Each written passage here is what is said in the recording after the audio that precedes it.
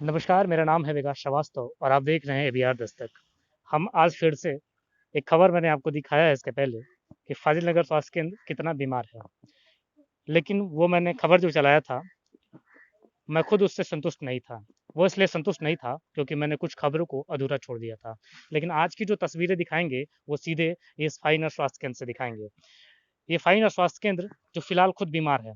यहाँ सुविधाओं के नाम पे कुछ नहीं है, राजनीति जम के हो रही है। आपको तस्वीरें और रूबरू कराते हैं आपको हम इस तस्वीर से, इस हॉस्पिटल से और इस लचर व्यवस्था से जो फ़ाज़िल नगर स्वास्थ्य केंद्र है, वो कितना बीमार है, हम आगे दिखाते हैं। आइए हमारे साथ चलिए।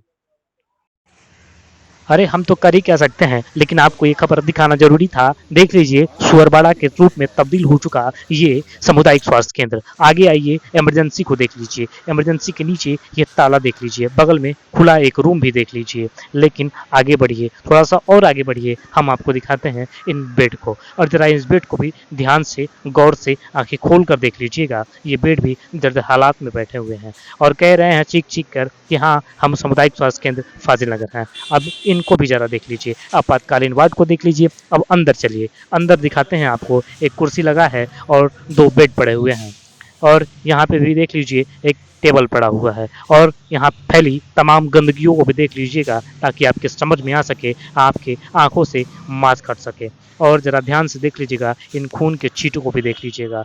इमरजेंसी वार्ड है चूँकि, तो इसलिए खून का छींटा होना कोई बहुत आश्चर्यचकित करने वाली बात नहीं है। ये कोविड हेल्प डेस्क है, लेकिन इसके ठीक नीचे झाड़ू रखा गया है। ये और बताता है कि हम कितनी गंदगी से भरे पड़े हैं। आगे 3 चेयर पड़े हुए हैं और ये भी कितने सुरक्षित हैं, इनको भी देखना चाहिए। अब आइए लिए चलते हैं आपको इसके अंदर, जिस पे लिखा है सामुदायिक स्वास्थ्य केंद्र, इसके अंदर चलते हैं हम। अब अंदर के नज़ारे को दिखाते हैं आपको। अंदर चलिए, लेकिन थोड़ा यहाँ ठहर जाइए और देखिए कि ये गंदगी शुरुआती दौर में ही मिलेगी आपको। अब आगे अंदर चलिए। अस्पताल पूरा खाली सा नज़र आ रहा है, लेकिन कुछ लोग दिख रहे हैं। अब पता नहीं ये लोग हैं या जानवर, लेकिन हाँ भाई, ये तो लोग नहीं हैं, ये तो जानवर ही हैं। हाँ भैया, ये कुत्ता है। लेकिन ये देख लीजिए कितनी चैन की नींद सो रहे हैं। हमारा कैमरा पहुंचा भी, फिर भी ये चैन की नींद से नहीं उठ सके। लेकिन एक साहब को देख लीजिए, ये हमें घूर रहे हैं, हमें कैसे गुर्रा के देख रहे हैं कि भैया हमारी नींद खराब कर दी। अब जरा इस गंदगी को नज़र डालिए। इस गंदगी पर नज़र डालेंगे तो समझ आएगा कि फाइनल सामुदायिक स्वास्थ्य केंद्र में क्या खेल चलता है, किस तरह की गंदगी चलती है। और जरा इनको भी देख लीजिए, ये ठीक सामने की ही बात है। आगे आइए दिखाते हैं। यहाँ भाई, यहाँ तो बियर की बोतलें भी पड़ी हुई हैं और यहाँ देख लीजिए, यहाँ रॉयल स्टेज से लेके नूरी से लेके और ये देख लीजिए एक और ब्रांड आपको मिल गया।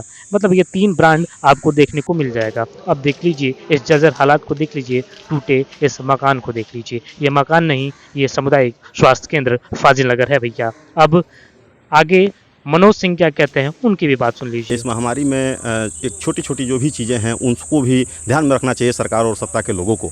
सच्चाई ये है कि जो 4 एम्बुलेंस आप यहाँ खड़ा हुआ देख रहे हैं, सामुदायिक स्वास्थ्य केंद्र, ये फ़ाज़िल नगर का ग्राउंड है, जिसमें रखा हुआ है। अगर इस स्थिति में अगर सरकार नई एम्बुलेंस नहीं खरीद पा रही है और यहाँ के जो स्वास्थ्य मंत्री हैं, व्यवस्था नहीं कर पा रहे हैं, तो कम से कम जो पहले से एम्बुलेंस यहाँ उपस्थित है, उसको तो रिपेयर कराकर उसको चलवाया जा सकता है। आम लोगों को भाई सुलभता हो सकती है। अगर 4 एम्बुलेंस रिपेयर कर दिया जाए, इसको बनवा दिया जाए, अगर बिगड़ा हो तो तमाम लोगों की, सैकड़ों लोगों की जो है जानें बच सकती हैं। लेकिन उसके बावजूद भी ये व्यवस्थाएं नहीं हो पा रही हैं, ये दुर्भाग्य है।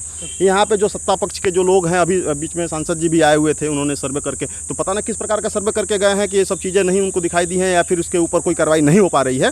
तो मैं मांग करता हूँ सरकार से, और इस समय जो महामारी चल रही है, इस महामारी में जो समस्याएँ दिखाई दे रही हैं, उस हिसाब से मैं तो सरकार से और प्रशासन से मांग करूँगा कि इन चारों जो गाड़ियाँ यहाँ खड़ी की गई हैं, इसको कम से कम रिपेयर करा दी जाए, मरम्मत करा दी जाए, जिससे कि आम जनता को लाभ मिल सके, इसका जो है कुछ लोगों की जानें बच सके। मामला ये है कि खामोश अभी तक क्यों है? ये मंजर जो दिखाई दे रहा है बड़ी खामोशी से, ऐसी बात नहीं। देखिए, मैं कहना चाहूँगा, नहीं, ये देखिए इस फाइनल की अगर हम सामुदायिक स्वास्थ्य केंद्र की बात कर रहे हैं तो देखने पे लगता है कि खंडहर मंजर है ये। इस सामुदायिक स्वास्थ्य केंद्र के बारे में कई बार मुद्दे उठाया जा चुका है, हमने खुद उठाया है। और जो बगल में बिल्डिंग देख रहे हैं, जो जर्जर हालत में पड़ा हुआ है, ये भी आपने देखा होगा, यहाँ सुअर जो है, सुअरबाड़ा जैसी स्थिति बनी हुई है। तो सामुदायिक स्वास्थ्य केंद्र में अगर सुअर जो है अगर घूम रहे हों, तो आप इससे अंदाज़ा लगा सकते हैं किस प्रकार से दुर्दशा इसकी कर दी गई है। ये हॉस्पिटल कांग्रेस गवर्नमेंट में बनाई गई है और कांग्रेस ने जनता की सेवा के लिए उस ज़माने में इस तरह का इतना बड़ा इंफ्रास्ट्रक्चर खड़ा किया हॉस्पिटल के रूप में। और यहाँ की जो जर्जर बिल्डिंगें हैं, जहाँ गंदगी का अंबार लगा हुआ है, कूड़ा करकट रखा हुआ है, उसको लेकर कई बार सरकार से मांग की गई है कि व्यवस्था को सुदृढ़ किया जाए, लेकिन इसके बावजूद भी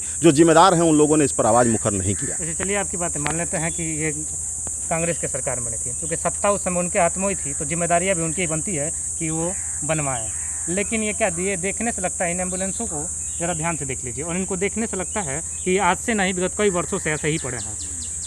तो इसके लिए किसी जिम्मेदारी बताइए। कई साल से पड़ा हुआ है। सही बात यह है कि जो जिम्मेदार हैं उनकी जिम्मेदारी बनती है कि इसको बनाएं, और हमारी जिम्मेदारी बनती है कि सरकार से हम मांग कर सकें, इसके लिए आवाज़ बुलंद कर सकें, और कई बार इसके लिए आवाज़ बुलंद किया जा चुका है। लेकिन सच्चाई यह है कि किसी पर इसका कहीं कोई असर नहीं है। तो यह दुर्भाग्य है समाज का, देश का, कि ऐसे जनप्रतिनिधि जो सत्ता में बैठे हुए हैं, जिनकी जिम्मेदारी बनती है आम जनता की सुरक्षा और सुविधा मुहैया कराना, वो लोग अगर नहीं करा पाते हैं तो निश्चित दुर्भाग्यपूर्ण है। मैं सरकार से और प्रशासन से फिर अपील करता हूँ कि इन हॉस्पिटल में पड़े हुए जो 4 एम्बुलेंस आपको दिखाई दे रहे हैं, इसको जो है रिपेयर कराए, और रिपेयर करा के आम जनता के काम लायक सुलभ बनाए। क्योंकि अव्यवस्थाओं की अगर हम बात करें इस सामुदायिक स्वास्थ्य केंद्र की, तो यहाँ शुरू से लेकर अंतिम तक अव्यवस्था ही दिखेंगी। लेकिन खैर उस पर हम बात नहीं करेंगे, ये एम्बुलेंस की ही बात कर लेते हैं। क्योंकि तमाम नज़ारा लोगों ने देखा है इस देश में कि तमाम लोगों ने ठेले पे लेके गया है, किसी साइकिल पे लेके गया है, कोई कंधे पे उठा के लेके जा रहा है, लेकिन तमाशा भी इन एम्बुलेंस को देख लीजिए। हालांकि सांसद जी ने यह आश्वासन दिया था कि 10 दिनों में यहाँ पे 10 बेड का व्यवस्था की जाएगी और ऑक्सीजन मुहैया कराया जाएगा, लेकिन अभी तक हमारी जानकारी के अनुसार इस तरह की कोई यहाँ पे सेवाएं उपलब्ध नहीं हैं।